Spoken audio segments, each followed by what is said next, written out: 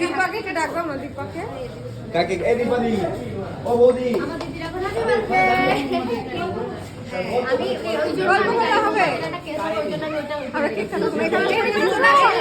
আসলে এইটা ছিল আর একটু চেপে দাঁড়াও না দিদি সুস্মিতাকে তুমি এই সাইডে চলে আসো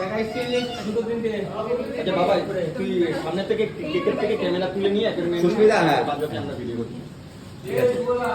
অ্যাঞ্জেল সুস্মিতা তুমি এই গ্যাপটায় দাঁড়াও ব্যাস